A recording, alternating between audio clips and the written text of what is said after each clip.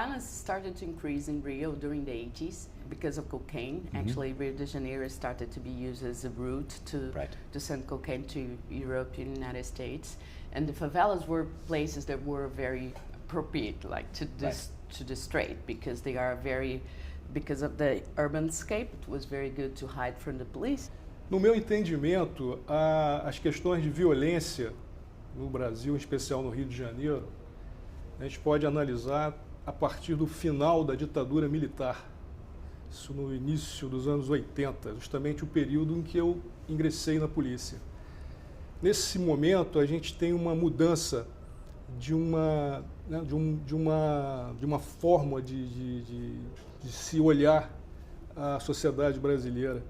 O que toda aquela repressão, toda aquela restrição que os cidadãos tinham até então foi substituída por uma espécie de uma permissibilidade.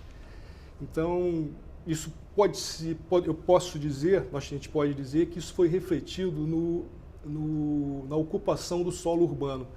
Então, o Rio de Janeiro, até pela geografia muito peculiar, né, da cidade, ele começa a ser cada vez mais degradado do ponto de vista de ocupação das suas encostas, de locais distantes, mais distantes e nas cercanias do centro da cidade.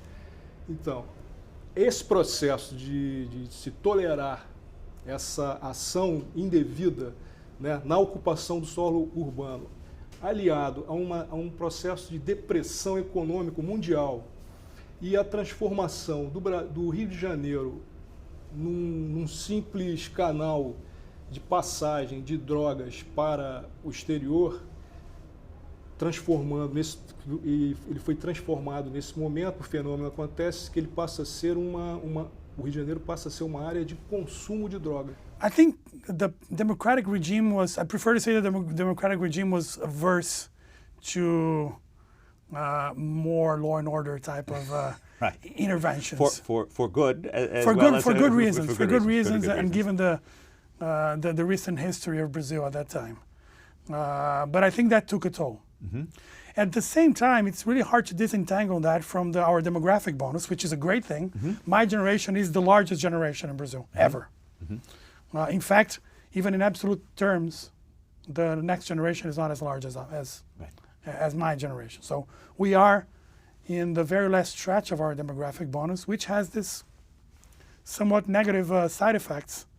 When a very big young generation passes through, urban generation, it leaves a mark. Tudo isso, nesse contexto, a gente tem algo a mais, que é a entrada de armamento de guerra, isso já no final dos anos 80, início dos anos 90, as quadrilhas, para se proteger das quadrilhas rivais, né? A gente tem então um contexto de organização espacial muito complexo, estou falando do ponto de vista de organização do espaço urbano, com as favelas, né, sendo dominadas por facções de criminosos. Esses criminosos se armam com armas de guerra para se defender dos seus oponentes. If you actually have total control over a city for a single gang, you don't have much interest in having violence, right? No. Violence is bad for business. It doesn't do anything. So ironically, and we've seen this in a number of different settings, right? Often when the police get rid of a single dominant gang, violence gets worse, not better. Yes. Because as you were saying, in an oligopolistic setting, you have different gangs vying for power and hence battling over turf and battling over customers and so forth. And in Rio, there's an additional phenomenon to that, which is the loss of control, and then emerged some vigilante gangs from policemen in some of these favelas as well. So you had a combination of an oligopolistic structure on the retail market, and there some wholesale drug distribution going on in these places in Brazil,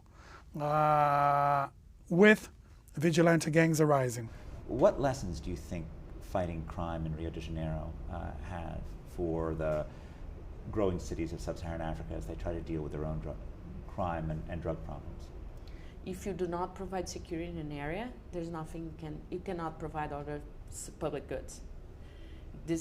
But it's like security is the necessary condition, but not a sufficient condition. I think this is my main take.